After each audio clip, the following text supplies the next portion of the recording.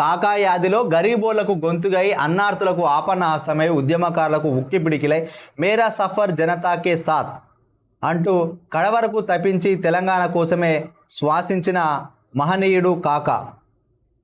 ఒక విధంగా కాకాను దక్షిణాఫ్రికాలో ఉన్న నెల్సన్ మండేలాతో పోల్చవచ్చు. తన జాతి కోసం ఏ విధంగా అయితే నెల్సన్ మండేలా పోరాటం చేసి ఎంతో జైలు జీవితాన్ని కలిపి ఆ దేశానికి అధ్యక్షుడైండో అట్లా కాకా గారు కూడా గడ్డం వెంకటస్వామి గారు నిజంగా ఈరోజు అంటే వినోద్, వివేక్, గడ్డం వంశీ వీళ్ళంతా రాజకీయానికి ఒక రాచమార్గాన్ని ఏర్పాటు చేసిన మహానాయకుడు. ఆయనే కుటుంబం కోసమే కాకుండా ప్రజలందరి కోసం ఎంతో తన 24 గంటల్లో ఒక 20 గంటలు పేదల పక్షపాతాన్ని నిలిచి ఎంతో మందికి భూములు ఇప్పించి గుడిసెలు వేసుకుంటాడు. అంటే ఆ రోజులు గుడిసెలు వేయించి గుడిసెల వెంకటస్వామిగా పేరు పొందిన మహానేత. ఆయన యొక్క వర్ధంతిని, జయంతిని రాష్ట్ర ప్రభుత్వం చాలా ఘనంగా జరుపుతుంది. ముఖ్యంగా ఆయనే కోల్బెల్ట్ ప్రాంతంలో కూడా ఈ యొక్క గంగ నీళ్లు ఇక్కడ కోల్బెల్ట్ ప్రాంతంలోనికి వచ్చే విధంగా కృషి చేయడం జరిగింది. అంతే సింగరేణి సంస్థ బిఎఫ్ఆర్లోకి కాయలపడ్డ పరిశ్రమలోకి పోయినప్పుడు ఆ సింగరేణి సంస్థను రక్షించిండు. లేదంటే అప్పుడే కాయలపడ్డ పరిశ్రమ ఉండి సింగరేణి వ్యాప్తంగా గనులన్నీ మూతపడి నిరుద్యోగంగా పెరిగేది. దాంతోపాటు ప్రైవేటు రంగంలో ఉన్న వాళ్ళకు పెన్షన్ స్కీమ్ రావాలని తీసుకురావడం జరిగింది. సింగరేణిలో కూడా కార్మికులంతా రిటైర్డ్ అవుతారు. రిటైర్డ్ అయిన తర్వాత వాళ్ళకు రోడ్డు మీదకి మళ్ళీ అడ్డమీన కూలీలాగా బతుకులు అవుతున్నాయి. వీళ్ళ కోసం ఏమన్నా చేయాలని ఇప్పుడున్న ఇందిరాగాంధీ అట్లా రాజీవ్ గాంధీ వాళ్ళతో కూడా మాట్లాడి సింగరేణి కార్మికులకు, రిటైర్డ్ కార్మికులకు పెన్షన్ ఇచ్చే స్కీమ్ తీసుకురావడం జరిగింది. ఎన్నో కోట్లు తెలంగాణ ప్రభుత్వానికి తీసుకురావడంలో కృతకృత్యుడు. కేంద్ర మంత్రిగా రాష్ట్ర మంత్రిగా పనిచేసిండు. తర్వాత పలుసార్లు కేంద్ర మంత్రిగా పనిచేయడం జరిగింది. కొన్ని సందర్భాల్లో నిజంగా తెలంగాణ రాష్ట్రం నుంచి కాకా వెంకటస్వామి గారు ఆయన కొంచెం ఆరోగ్యం బాగుండేది ఉంటే ఆయనే ప్రణబ్ ముఖర్జీ స్థానంలో ఆయనే మన భారతదేశానికి రాష్ట్రపతి అయ్యే అవకాశం కూడా ఉండే. కానీ ఆ త్రుటిలో కొంత అనారోగ్య సమస్యల వల్ల కాకా గారికి రాష్ట్రపతి పదవి మిస్ అయింది. తాను కోరుకున్నట్టుగా వివేక్ గారు కూడా రాజకీయ అరంగేట్రం చేసి ఎంపీగా పెద్దపల్లి నుంచి 2009 నుంచి 14 వరకు గెలిచిండు. తర్వాత ప్రధాన సలహాదారుగా బీఆర్ఎస్ పార్టీ కూడా పనిచేసిండు. ఇప్పుడు వారి కుమారుడు వివేక్ గారు ఎమ్మెల్యేగా ఉన్నారు చెన్నూరుకు. అదేవిధంగా వినోద్ గారు కూడా బెల్లంపల్లికి ఎమ్మెల్యేగా ఉన్నారు. అదేవిధంగా వాళ్ళ మనవడు గడ్డం వంశీ గారు కూడా పెద్దపల్లి ఏదైతే తాత పరిపాలించిన పెద్దపల్లి పార్లమెంటు ఉందో దానికి ఆయన పార్లమెంటు సభ్యుడయ్యాడు. మొత్తానికైతే కాకా గారు ఏదైతే ఆశించారో వాస్తవానికి వారి రాజకీయ వారసులుగా ఉన్న వివేక్ గారు కానీ, గడ్డం వినోద్ గారు కానీ, అదేవిధంగా వంశీ కానీ ఎక్కడ రాజకీయాల్లో పేద ప్రజల కోసమే కొట్లాడుతున్నట్టుగా తెలిసింది.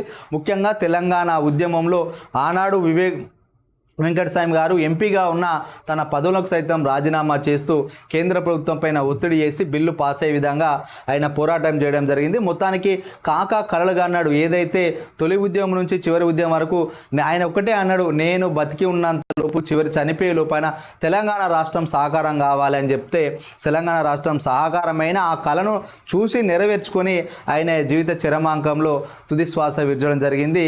85 సంవత్సరాల వయసులో ఆయనే తుది శ్వాస విడిచారు. 2014 డిసెంబర్లో ఆయన తుది శ్వాసను విడిచారు.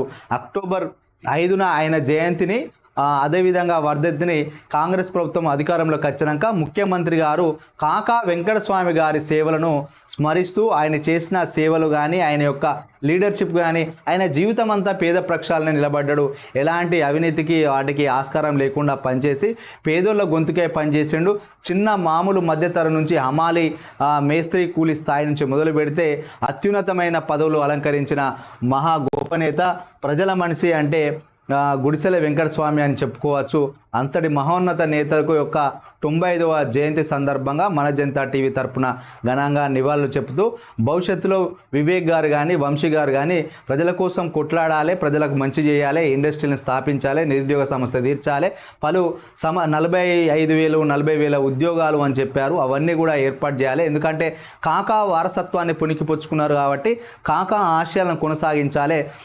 సో మొత్తానికి కేసీఆర్ ప్రభుత్వం అధికారంలో ఉన్నప్పుడు ట్యాంక్ బండ్ పైన కాకా గారి విగ్రహాన్ని పెడితే ఇప్పుడున్న రాష్ట్ర ప్రభుత్వం మాత్రం అక్టోబర్ 5 ఆయన జయంతిని కానీ, డిసెంబర్లో ఉన్న వర్ధంతి 2 కార్యక్రమాలను ప్రభుత్వం అధికారికంగా నిర్వహిస్తున్నదంటే ఎంతటి మహోన్నతనత అయితే ఇంతటి అవకాశం వస్తుంది.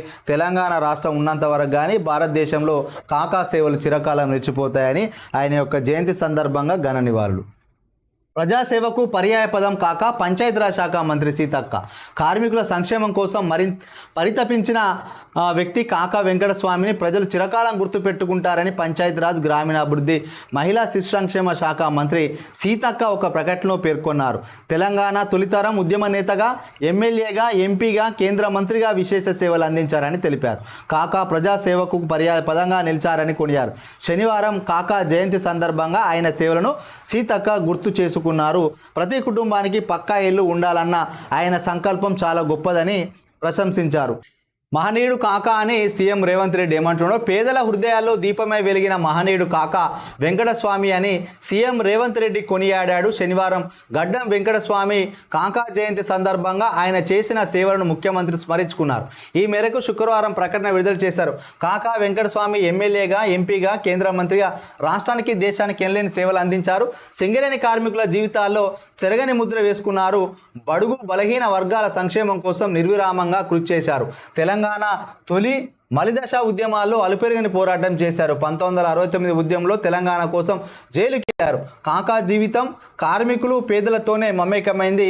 నిలువ నీడలేని నిరుపేదలకు గూడు కల్పించాలని గుడిసెల పోరాటం చేశారు. పేదల కోసం కొన్ని వేల గుడిసెలు వేయించారని సీఎం రేవంత్ రెడ్డి.